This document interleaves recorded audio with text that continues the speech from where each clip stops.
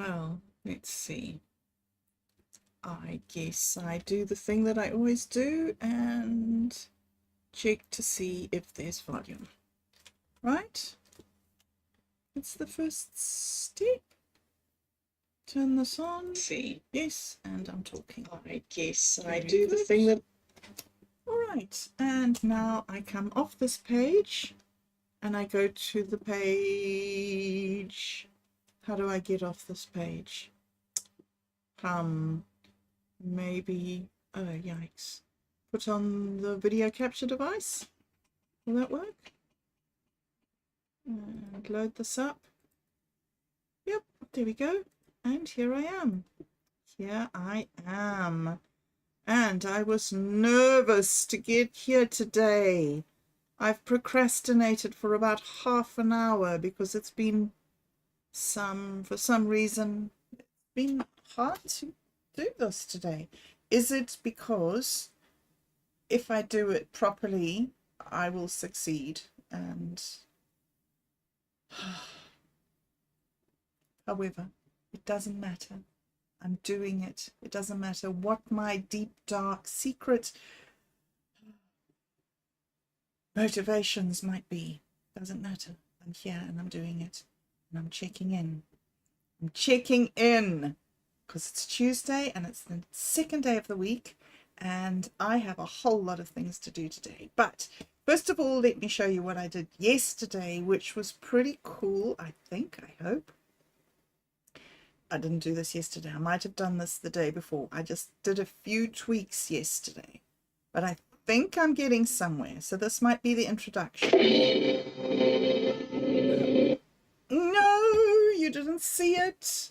Let's see if I turn this off. There we are. Look, now you can see it. That's better. Let's start this properly. Okay. Look.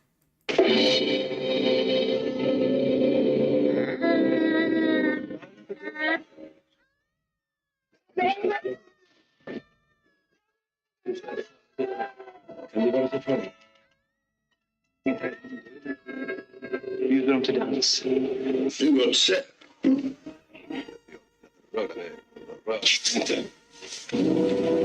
Yeah, I didn't. Haha. All right. Whoops. Stop. Okay, that's the beginning of that one.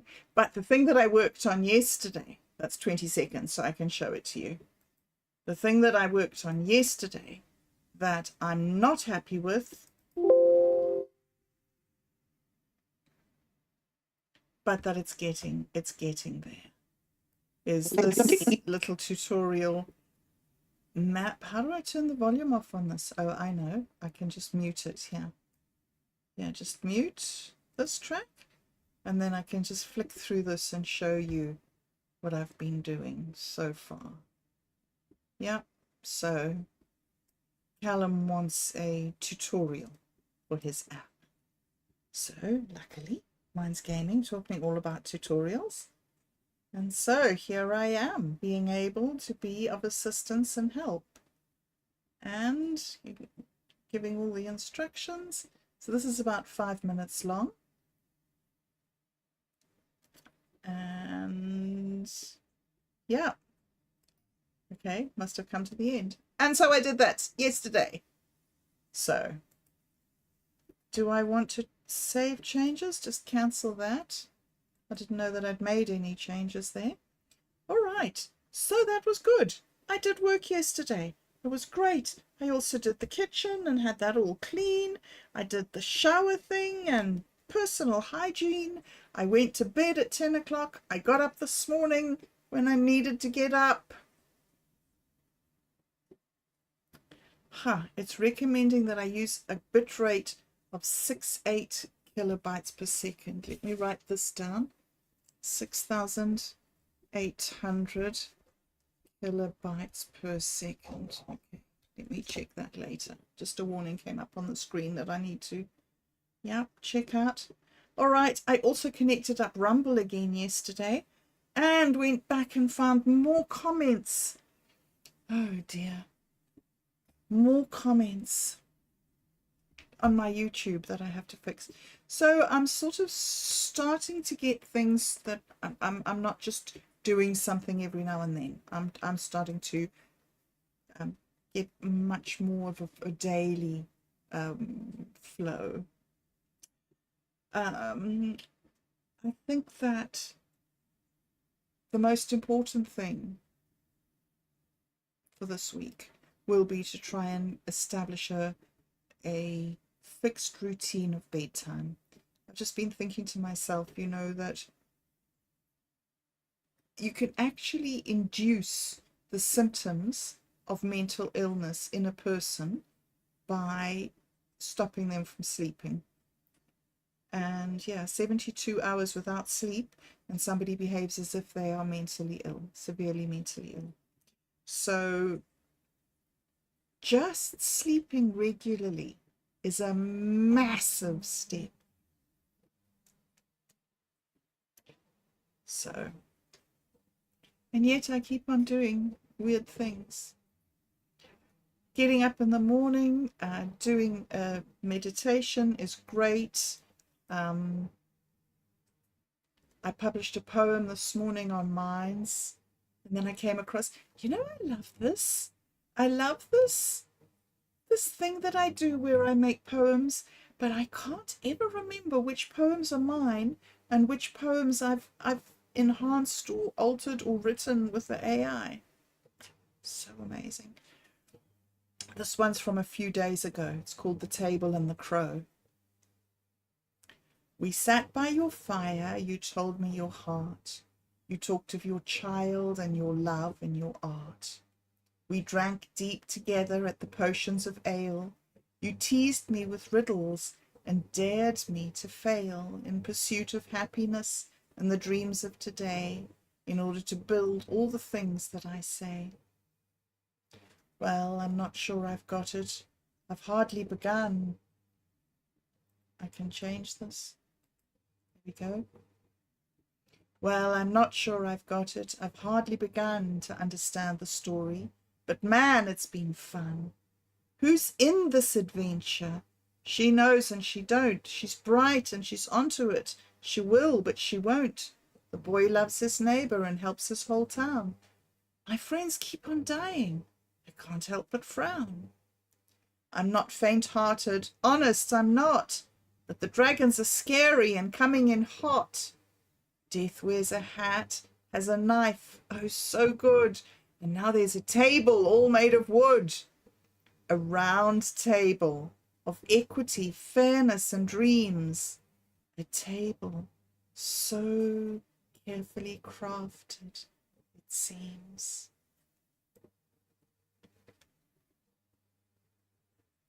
Made but not made of trees cut by tunes, warped but not crooked, soon covered in runes. I'm sitting, I'm listening in between bees and walking and talking, watching dawn through the trees. And now I'm composing a story of my own. It's kind of similar, but a whole different tone. Like you, I don't know where it comes from or goes, but it's all about me from my head to my toes. And I ask myself often if I'll drink my fill of water behind the tavern by the hill, or meet Neil the rider selling smoke by the road, or talk to the scarecrow, or meet the great toad. Will I fish for catfish and hook a mean troll, or walk past the chickens, or go for a stroll past Apple Creek, past the acorns and lake, through overgrown paths? Will I ever awake? I'm in the picture, but which bit is me? Who are the others who drink of your tea? What is the secret? When will I know? I'm sitting and writing, thanks to you and the crow. Which, let me tell you, is in response to the other poem. I'm sure it's here, right? Ember's Ashes. This is the best game I've ever played in my whole life, guys. This guy of writing, this story of writing stories. This one is wonderful. I love this. Okay, this isn't the one that I wanted to show you. I think it's not here. Is it here? A great artifact. Oh, these are so good. This is Minds Gaming's books. And they are so wonderful, guys. Okay, I can't find them all, but anyway. So this is a part of sort of a morning meditation that I like to do, is to, you know, sit and just meditate for a bit while the sun comes up. And then, you know, maybe collect my thoughts, write some stuff down. There's a new story today. Ooh, I wonder if I can read you the new one. Okay. Not Ember's Ashes. We'll go over here. I shouldn't really. I know I should really get on with my work, but okay, I'm just going to do it. I'm just going to quickly read it to you. Ember's Relics. Is it a new Relics one that there is today, or is there a new... this is it. The perfect backpack. This is the new one today. If you want to come over here and leave a comment or something and a star. A perfect backpack. Old Sue, a blueberry craftsman's dream, the finest tool maker you've ever seen. She made many relics with a powerful gleam.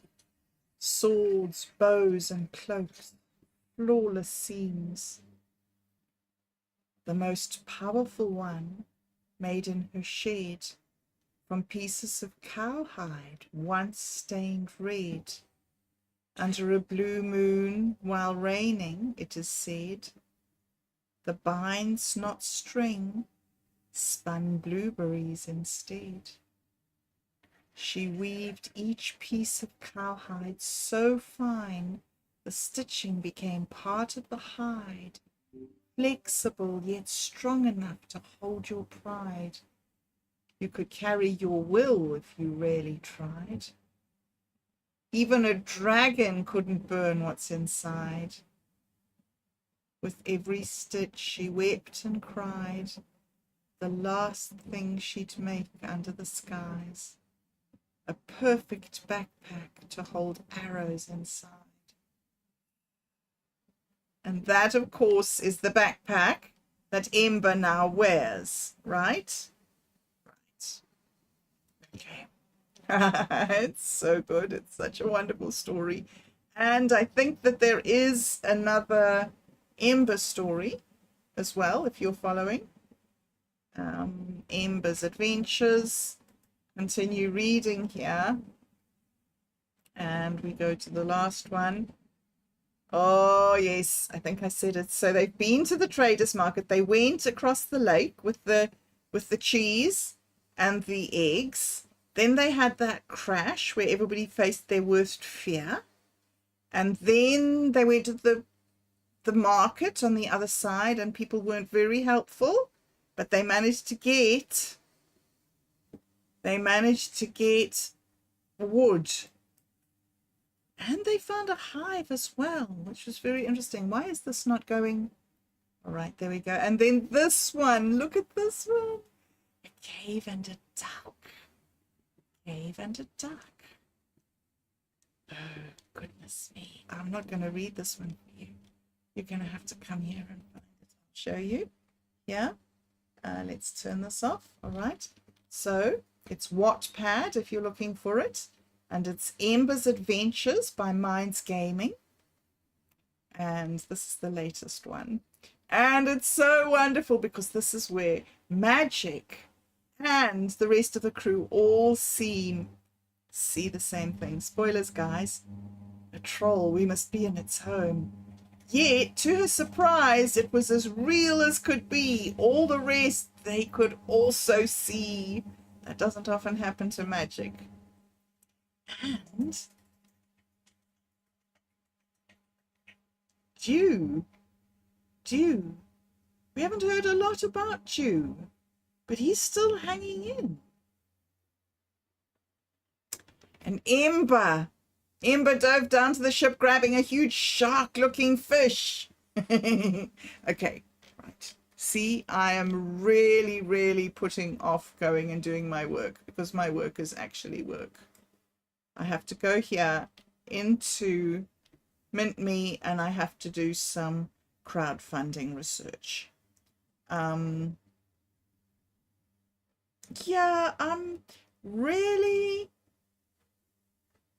I'm really agonizing about how to do this funding, this crowdfunding.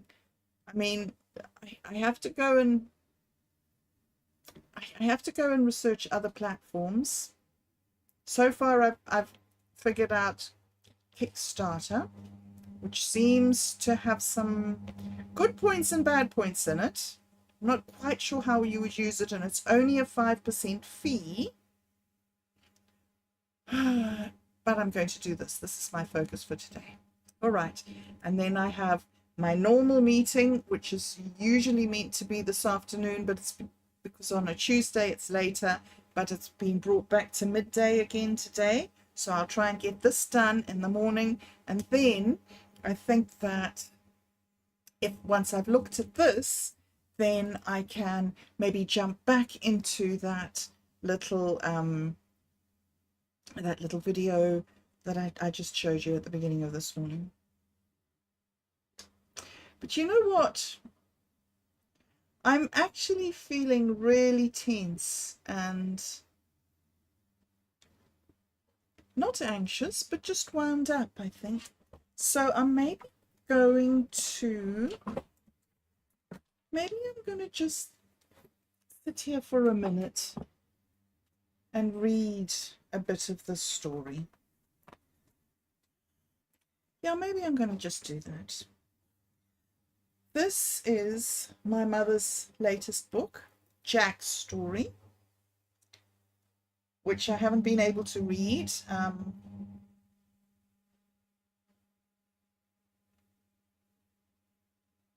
I don't know why, but I think it's time to overcome whatever it is. It says, join Jack and his friends as they grapple with the challenges of racial integration in post-apartheid South Africa. Fierce societal shifts form the backdrop as the teens navigate the complexity of change, where strong loyalties battle betrayal and new beginnings arise from the ashes of grief. This story explores the resilience of the human spirit and our enduring pursuit of hope and connection in a fractured world. So maybe I will just read that a little bit this morning. It's not a classic check-in, hey, but like I'm not doing a classic check-in. I'm doing a time where I need to sit and get my thoughts together, and maybe that's all I need to do. All right, so copyright 2024.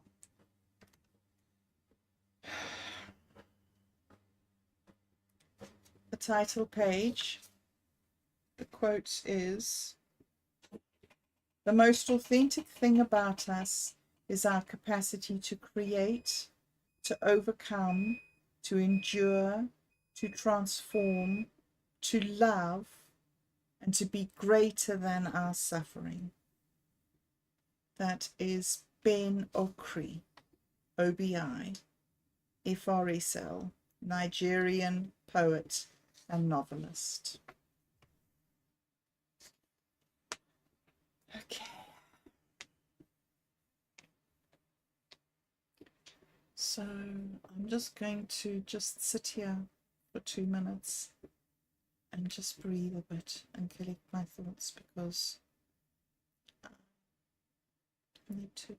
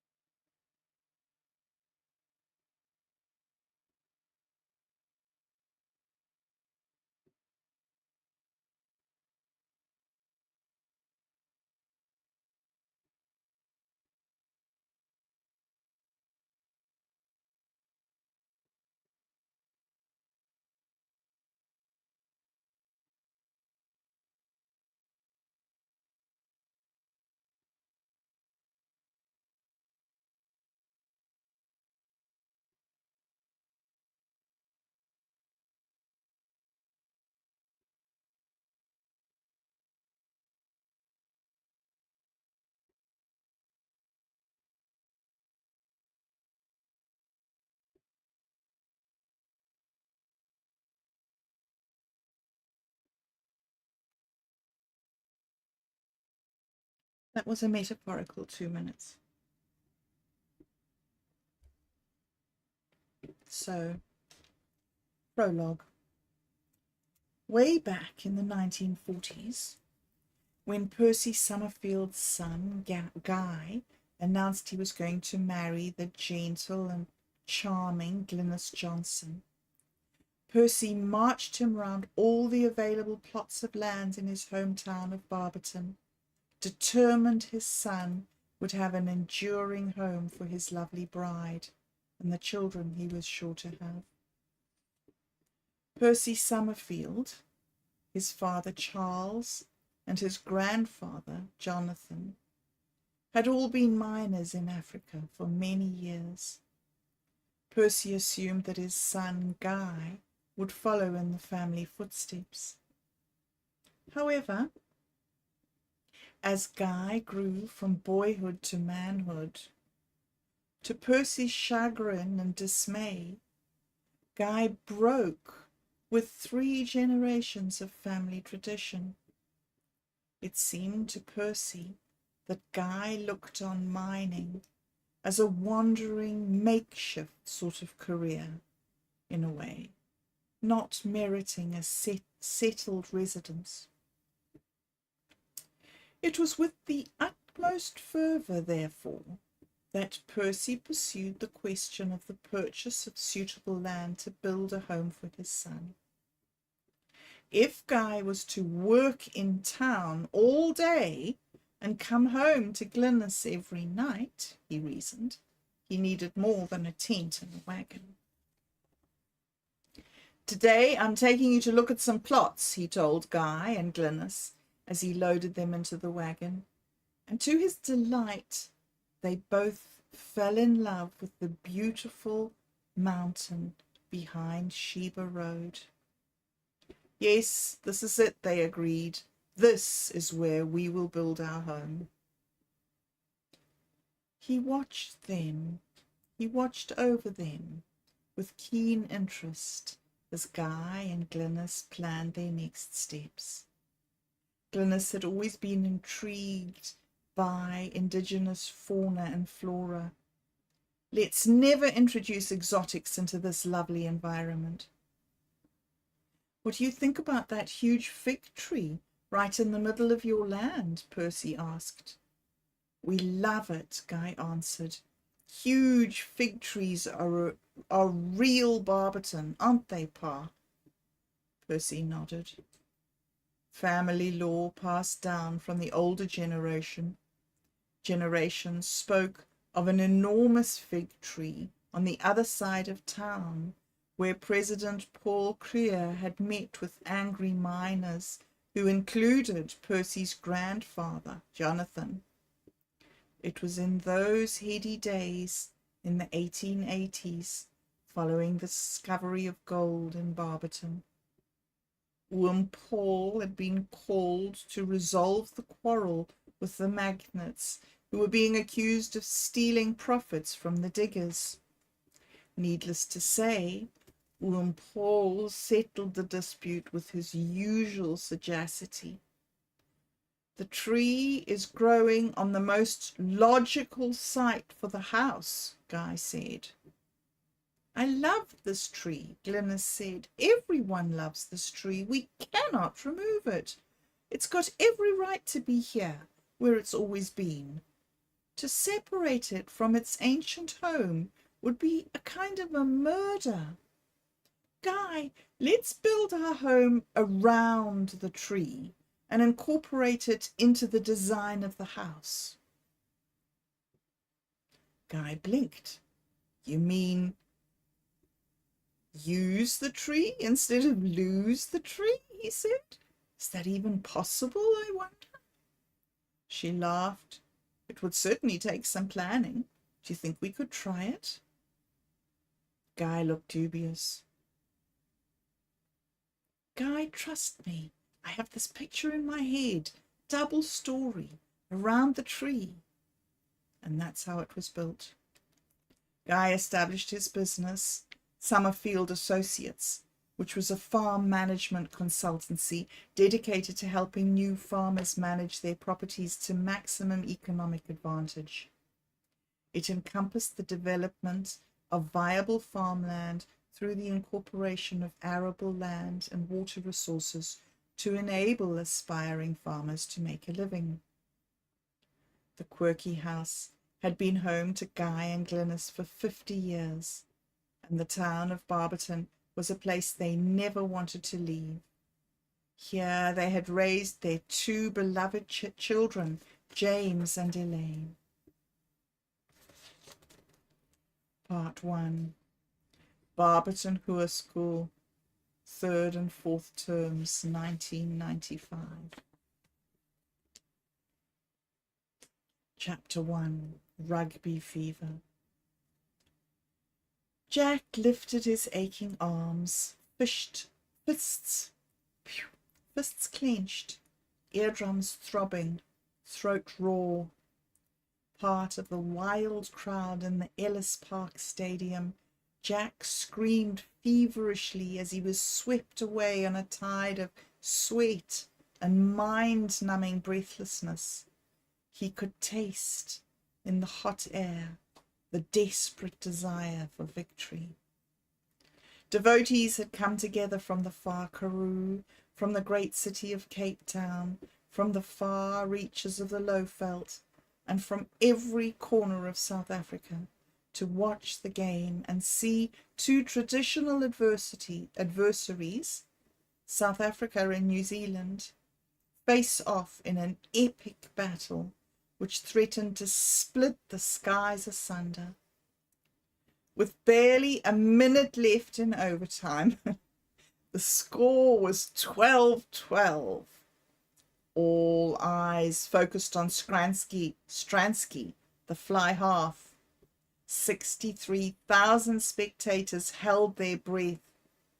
Stransky faced the goalposts, ball in his hands. June 24th, 1995, had started for Jack in the pre-dawn darkness when his father woke him. "Jackie, Jackie, my love, wake up!" His father's indistinct words roused him reluctantly from a deep sleep. He'd gone to bed early the night before, determined to wake up at 5 a.m. as they had planned. Going to bed was one thing. Going to sleep was quite another. At last he dozed off, but then he woke up suddenly and rushed out of his room in panic, sure his father had left without him. When he saw the golden glow of the lamp in the living room and heard the muted sound of his parents' voices, he forced himself to relax. He looked at the hall clock.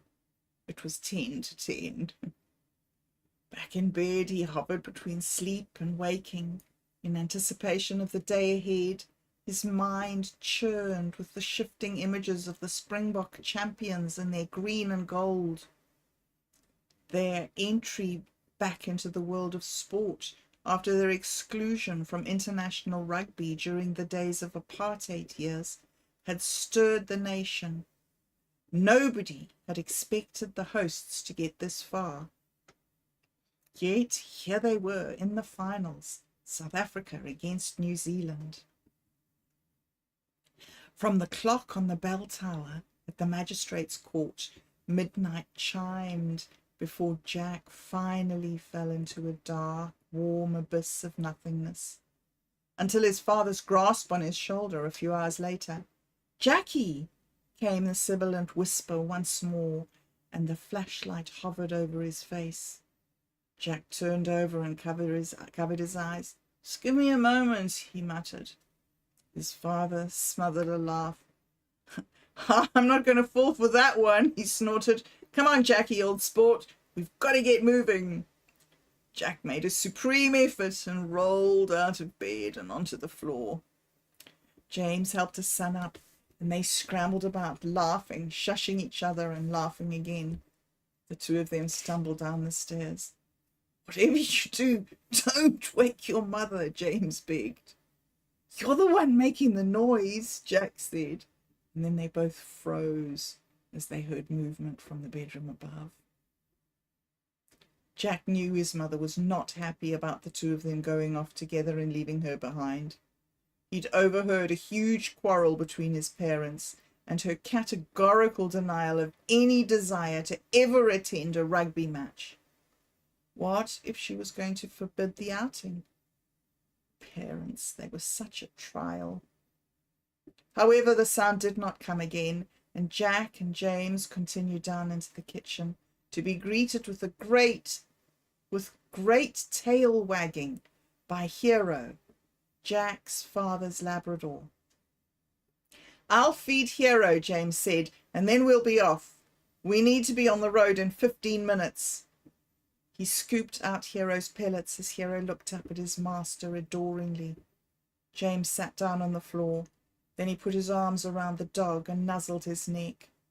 Jack looked at them both, shaking his head. "Hero's your best friend, isn't he?" he said. "No question," James said, patting Hero's back. "He's the greatest dog in the world. Plus, he never answers back and is always obedient." He stood up, laughing. "That's so unfair," Jack countered. Hero looked on, his head turning from Jack to James. He gave a low growl when Jack landed a punch on his father's shoulder. James laughed again. The day beckoned enticingly. His father picked up Hero's bowl and put it outside. "Eat," he said, and Hero, who'd been waiting for the command, obeyed. Jack, meanwhile, pressed the button on the control, and the garage door slowly opened. Hero looked up and seemed to realize they were going off on an adventure without him. His howl of disappointment echoed through the yard. James patted him and Hero turned away and, making the best of the betrayal, wolfed down his breakfast. As the car pulled out of the yard, Jack said, "Can I drive part of the way?"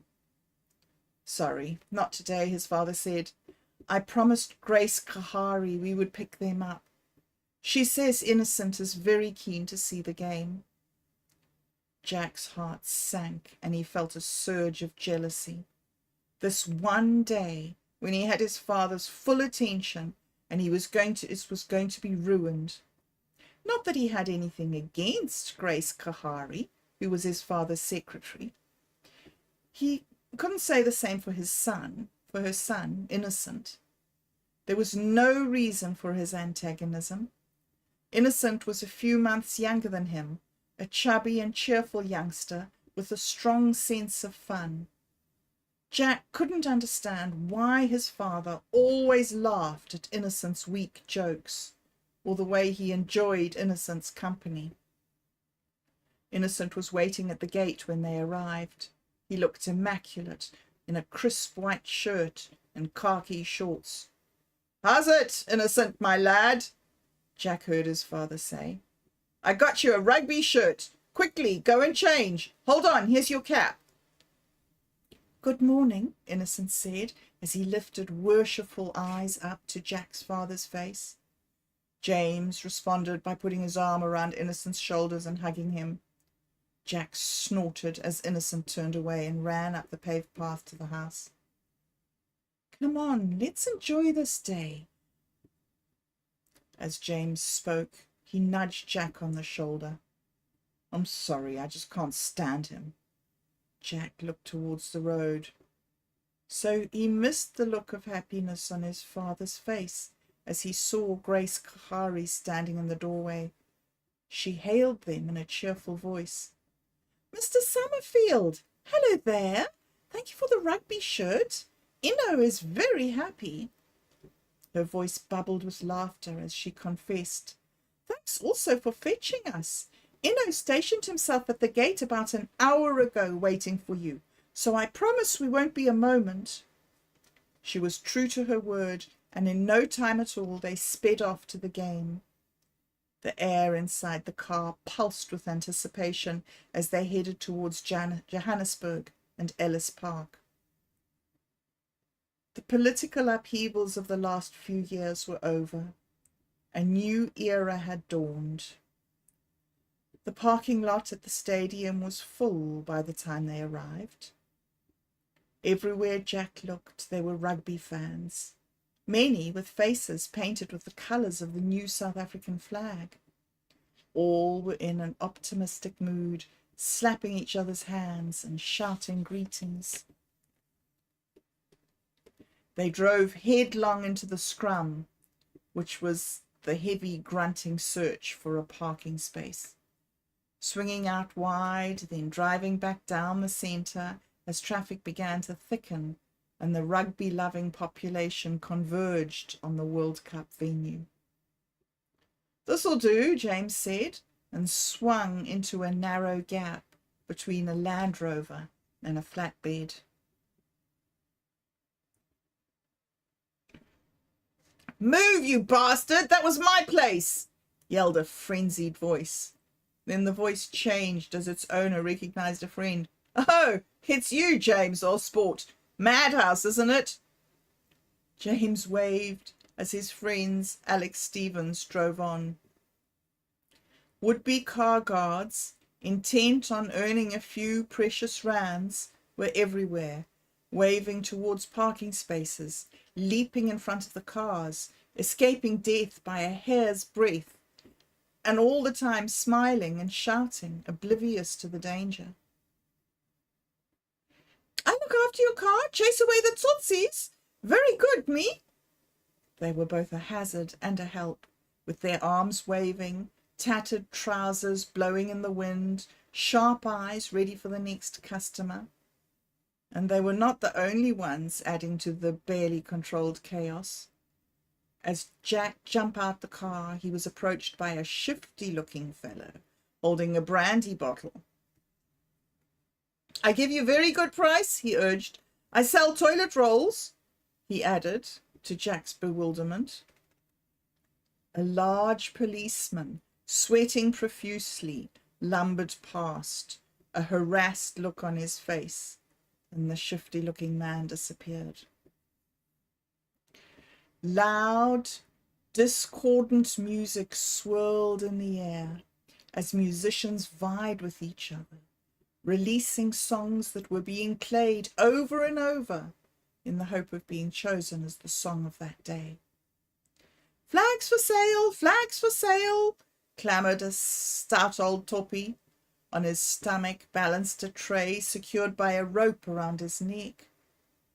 People crowded round him, snatching handfuls of the festive flags, green and gold, black and white, and blue and yellow and red, and he in turn snatched their money with a predatory hand. "Come on, Grace. Follow us, you boys. We've got to find the Stevens. I think I saw where they were headed." They jostled their way through the happy crowd, past the tailgaters. Alex and Geraldine Stevens had set up their Cadillac Scottle and started the braai with the help of their tall, burly son, Dan. Today his handsome face was unrecognizable, covered as it was with a painted version of the newly accepted South African flag. Harry Richardson joined them with his son, Adam. Adam was small and wiry, a contrast in every way to the physical and unashamedly macho Dan. There was no way Dan and Adam would ever have had anything to do with each other if it were not for their mutual friendship with Jack. Adam's latest obsession with amateur detecting kept his friends amused.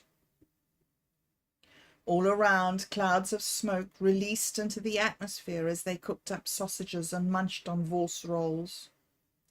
The car doors were open and camp chairs out as brandy and coke and beer flowed. And so did the comments, greetings, and yells of recognition as old friends united. "Mora! Mora!"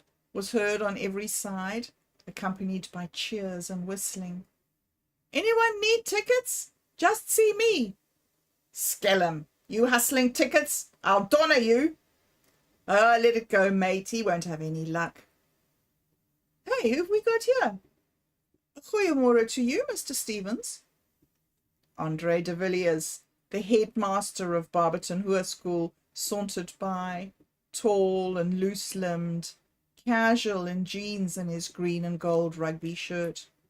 "Welcome, welcome," Alex Stevens said. "Come and join us, please." "Normally I'd love to," Mynheer de Villiers assured the group, his teeth breaking the stern line of his mouth in a wide and friendly smile. "But I'm off duty today, and I see you've brought all my favourite students with you." He gave Jack, Dan, Adam, and Innocent an ironic two-fingered salute. "How come a headmaster can't go anywhere without meeting students, present or past?" His flash smiled in his tanned face once more. The boys gazed after him, not quite sure what to make of the encounter. Mynheer de Villiers was usually rather a scary figure of authority, and they were in awe of him.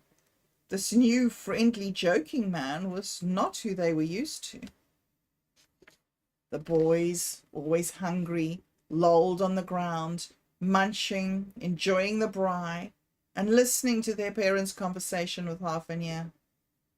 "He's a great guy," James Summerfield said as de Villiers strode off, his long legs swinging. "And knowledgeable too, as I've learned since I became the chairman of the Friends of the Barberton School Sports Committee and I joined the school board." "I agree," Alex Stevens said. "De Villiers comes into the sports shop a lot. He's a keen sportsman himself. Always has something of interest to say." "And right.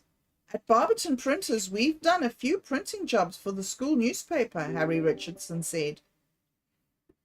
"Oh, good morning, Mr. Shongwe," he called as a tall man and a teenage boy walked by.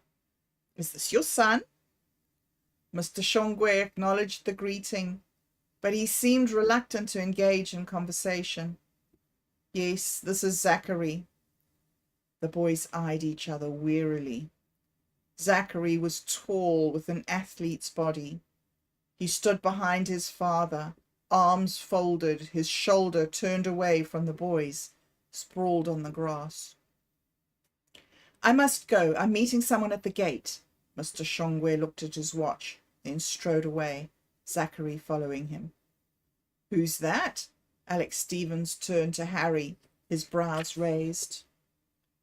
"Lucien Shongwe, owner of the new liquor store," Harry answered. "They run a full-page advert every week, so his shop is certainly getting known." "Have you heard?" Alex said. "The garage on the main street has been bought by some Okie from Johannesburg." "Yes, I heard that. Interesting. Apparently this new owner is starting a trucking service into Swaziland every week. I hope he makes a go of it. It's good to know that Barberton is expanding," James said.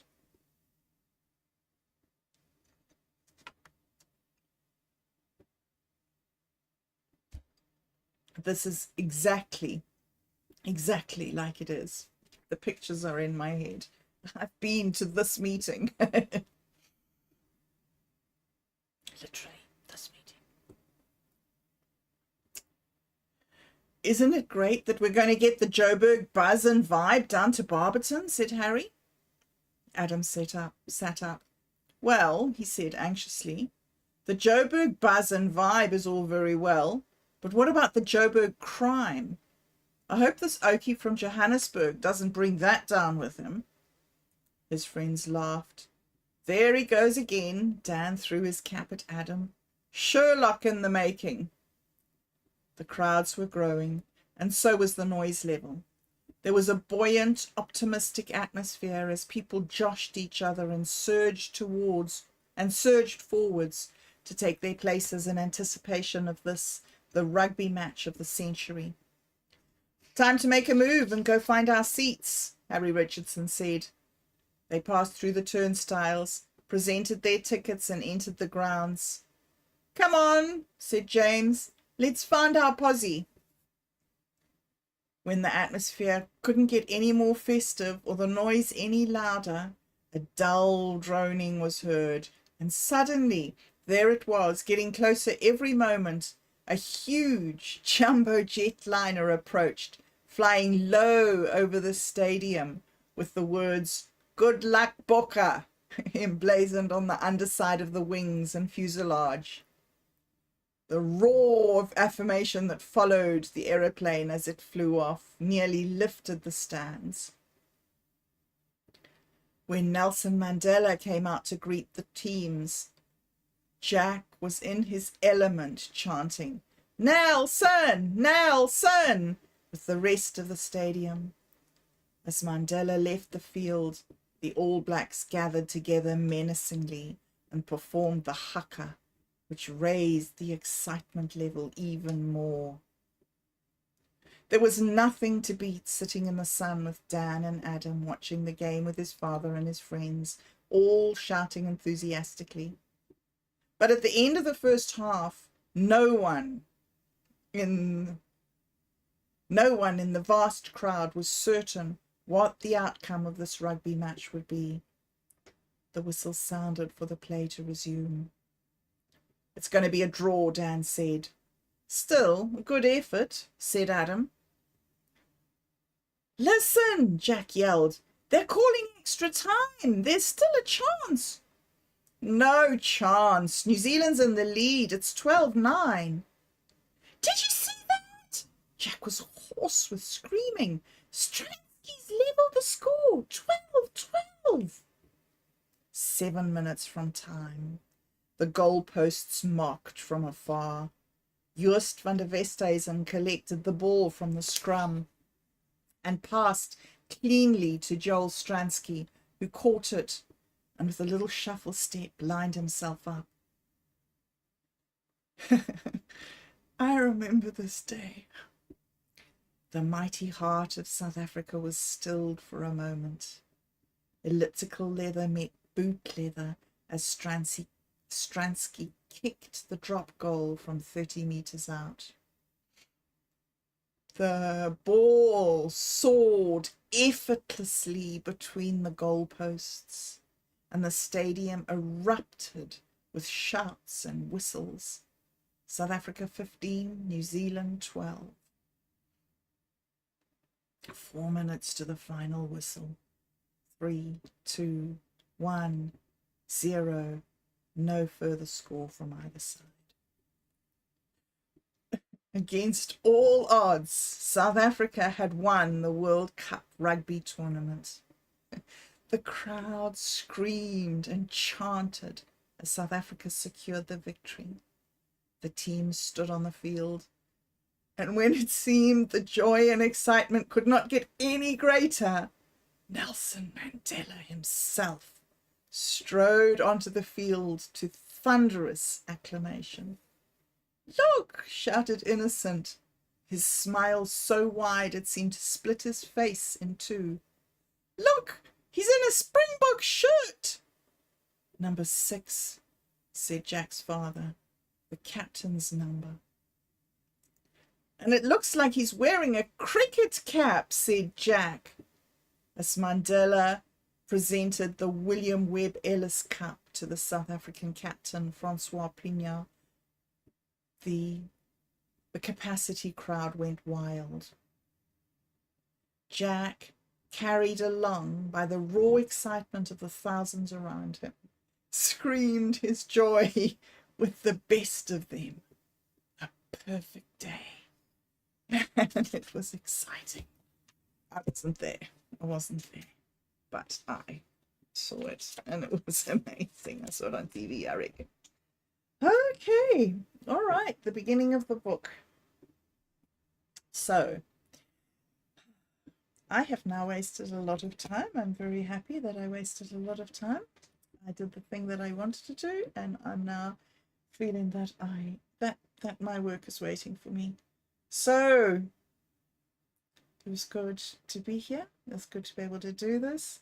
It's good to be able to settle into my day like this. And yeah, I hope you guys have a great day, and I will be back tomorrow.